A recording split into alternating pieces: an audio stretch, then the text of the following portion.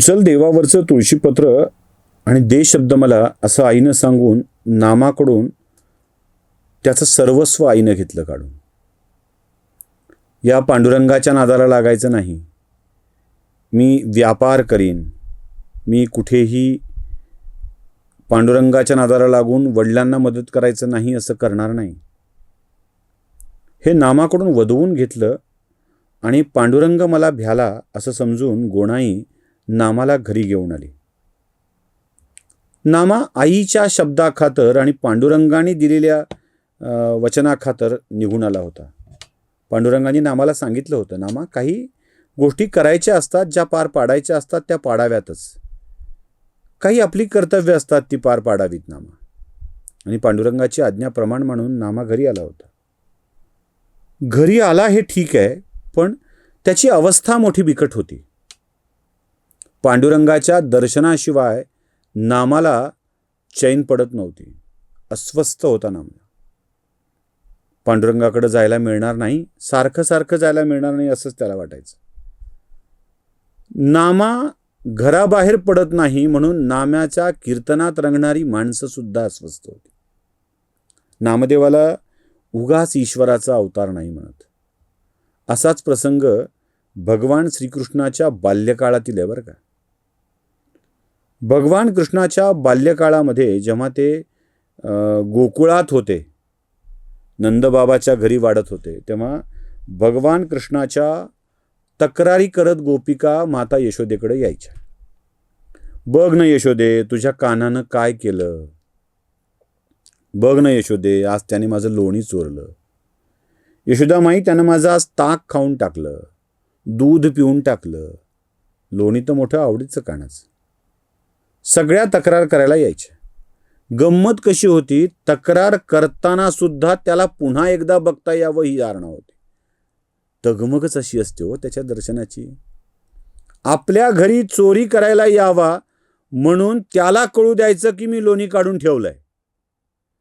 तो चोरीला आला की त्याला चोरी करून लोणी खाऊ द्यायचं, तिथे बघायचं, पकडायचं, त्याला एकदा छातीशी घट्ट कवटाळायचं. काय आनंद असेल ना. जगाचा नियंता बाल्यावस्थेमध्ये त्या गोपिकांच्या अगदी जवळ जातो आणि तिला काय आनंद मिळत असेल हो. एक सुकुमार बाळ आपल्या जवळ येत आहे, तो प्रत्यक्ष ईश्वर आहे आणि तो जवळ येतोय, तिला काय आनंद वाटत असेल. तोही आनंद घ्यायचा. बरं, त्याला पकडून सोडून द्यायचं. तो घरी जातो. घरी गेल्यावर पुन्हा त्याला भेटण्याची अनिवार्य ओढ. ती ओढ घेऊन पुन्हा त्याच्याकडे जायचं, तक्रार करायला. बघ ना तो कसं चोरी करतोय, मी त्याला काल पकडला, धपाटा घालून पाठवून दिला. तोपर्यंत तो असा हिरमुसल्या तोंडानी आई रागवणार म्हणून बसलेला काना. तेही बघताना त्यांना विलक्षण आनंद व्हायचा. पण यशोदा चिडायची. आई ती किती लेकराला माझ्या बोलणार. आणि मग कधी कधी त्याला बांधून ठेवायची. कधी उखळाला बांधून ठेव, कधी मुसळाला बांधून ठेव, कधी झाडाला बांधून ठेव, असं बांधून ठेवायची. आणि एखाद दिवस काना बाहेर नाही आला की मग या पुन्हा अस्वस्थ व्हायच्या. काय करावं, आलाच नाही ना तो, यायला पाहिजे होता, किती गोड दिसतो ना, त्याने माझ्या घरचं लोणी चोरलं पाहिजे ना. आणि पुन्हा यशोदेकडे जायचं. नको ग यशोदे, इतका त्रास नको देऊ त्याला, खाऊ दे लोणी, काही फरक पडत नाही. यशोदा म्हणायची, काय खाऊ दे, पुन्हा तुम्ही माझ्याकडे तक्रार घेऊन येता, सगळ्या गावाला घेऊन चोऱ्या करत फिरतो. नाही ग, करू दे, काय फरक पडतो, लहान तर आहे. मग यशोदा मातांनी सोडावं आणि पुन्हा यांनी कानाला घेऊन जावं. दोघांच्याही सवयीचं झालं होतं ते. त्यालाही कळायचं यांना बरं वाटतंय म्हणून. आणि तो या सगळ्या खोड्या करत राहायचा. त्याच्या खोड्या या सगळ्या सहन करायच्या. कान्हा दिसला की सुख मिळतं आणि तो पुन्हा पुन्हा दिसावा म्हणून या सगळ्या गोष्टी करायच्या. कधीकधी तर त्याची मुद्दाम तक्रार करायची. तक्रार केल्यावर त्याला शिक्षा मिळावी आणि शिक्षा मिळाल्यावर आपल्याला धडा शिकवायला त्यानं पुन्हा आपल्याकडे चोरी करावी म्हणून हे सगळं केलं जायचं. काय बघा, त्याला भेटण्यासाठी काय काय कसरती. वाईट काहीच नाही त्याच्याविषयी मनात. आता बघ मेल्या, तुला शिक्षा कशी मिळते असं नाही. त्याला शिक्षा मिळावी आणि मला धडा शिकवायला त्यानं यावं. ते गाणं आहे ना संदीप खरेने केलेलं, देवा मला रोज एक अपघात कर आणि तिच्या हातानीच जखमा या भर, देवा मला रोज एक अपघात कर. रोज चोरी होऊ दे, त्या निमित्ताने तो घरी येऊ दे. हे होऊ दे खर्च सारखं, होऊ दे चोरी, असं आहे ते. येईल तो घरी, इतकी ओढ त्याची लागलेली असते. जशी कान्हाची ओढ जगाला लागली आहे ना, तशी या अवतार कार्याची ओढ पंढरीतल्या लोकांना लागली आहे. नामा आताशा बाहेरच येत नाही हो, येऊच दिलं जात नाही. कुठेतरी उभा आहे, मस्तपैकी हातात टाळ घेतलाय आणि विठ्ठल विठ्ठल विठ्ठल विठ्ठलचा गजर चालू आहे. कुठं आहे नामाचा तो गोड आवाजातला गजर? आर्तता. गोडवा कधी येतो? आर्तता असेल तर. कसा आहेस तू, कशी आहेस तू, या औपचारिक शब्दांना ओलावा असतो का? औपचारिकतेत ओलावा नसतो. आणि जिथे ओलावा असतो ना, तिथे ते आतून आलेलं असतं. नाम्याच्या कीर्तनात पांडुरंग यायचा कारण ते आतून आलेलं असायचं. हा विठ्ठल माझा आहे, त्याच्याप्रती मी समर्पित आहे, असा भाव असायचा. आणि त्यातून सूर बाहेर निघायचे आणि हे सूर हृदयाच्या पर्यंत जाऊन पोचायचे. नुसतं कीर्तन करून जमत नाही. अभंग फारच्या सुंदर गाता येतो. आर्तता किती आहे, ते किती आतून आलंय, हे फार महत्वाचं आहे. नामयाच्या शब्दामध्ये ती आर्तता होती. पंढरीरायाच्या बाबत ती आत्मीयता होती, म्हणून ते लोकांना आवडायचं. लोकही अस्वस्थ आहेत. नामा येत नाही, नामा येत नाही, नामा भेटत नाही आजकाल. आई मात्र सुखी होती. चला, घरी तरी बसलाय. बरं, याच्यापासून पूर्णतः पांडुरंग तोडलेला नव्हता. याला अधूनमधून जाण्याची परवानगी होती. अधून आणि मधून म्हणजे आधे मध्ये नाही. आधे एकदा आणि मध्ये एकदा. पुन्हा मध्ये कधी, आधे मध्ये कधीच नाही. एकदा सकाळी काकडा आरत्याला जायचं, पांडुरंगाला उठवायचं. आणि एकदा रात्री शेजारतीला जायचं आणि त्याला झोपवून यायचं. एवढे 2च वेळेला नामाला पांडुरंगाच्या राऊळात जाण्याची परवानगी होती.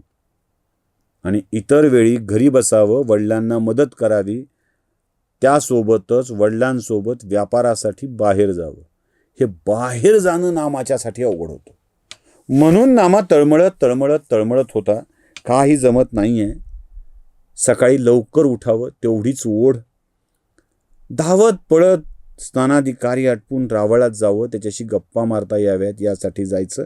आणि रावळात गेल्याबरोबर काकड्याला प्रारंभ करायचा. उठा पांडुरंगा, आता दर्शन द्या सकळा, झाला अरुणोदय, सरळी निद्रेची वेळा. उठा पांडुरंगा, आता दर्शन द्या सकळा, संत साधू मुनी अवघे झाले ती गोळा. सोडा शेज सुख, आता पाहू द्या मुख कमळा. रंगमंडपी महाद्वारी झाली से दाटी, मन उतावेळ पुरूप पाहवया दृष्टी.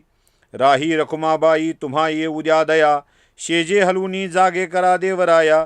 गरुड हनुमंत पुढे पाहती वाट, स्वर्गीचे सुरवर घेऊन आले बोबाट. झाले मुक्तद्वार लाभा झाला रोकडा, विष्णुदास नामा उभा घेऊन काकडा. नामाच्या आवाजातल्या या काकड्यानंच पांडुरंग जणू जागा व्हायचा.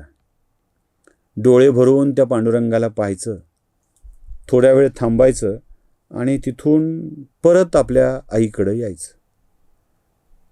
आई आपली पुन्हा काही वडिलांच्या मदतीची कामं सांगायची, ती करायची. पण निरंतर सतत केवळ आणि केवळ पांडुरंगाचा विचार डोक्यात. सकाळी काकड्याने जागा झालेल्या पांडुरंगाने दिवसभर काय काय केलं असेल याचाच विचार डोक्यात.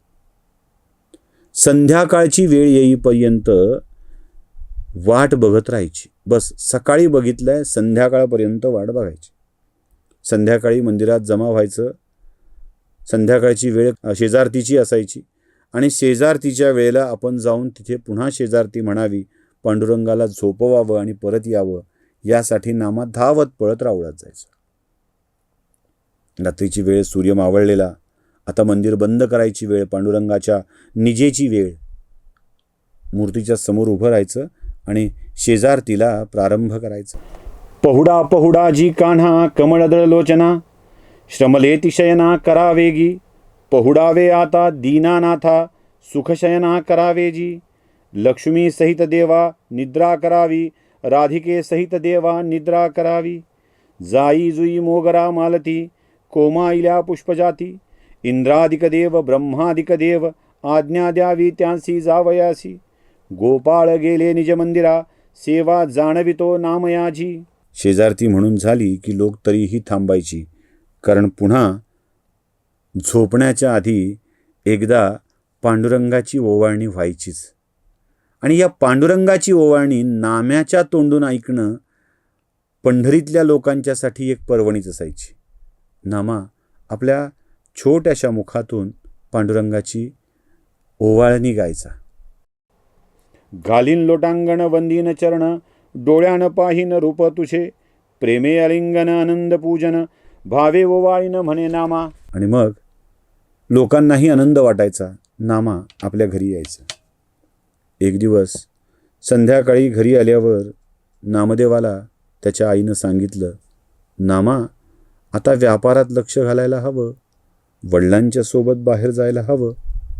नामाचं उत्तर काय असेल आणि नामा काय करेल ते बघूया पुढच्या भागात. नमस्कार.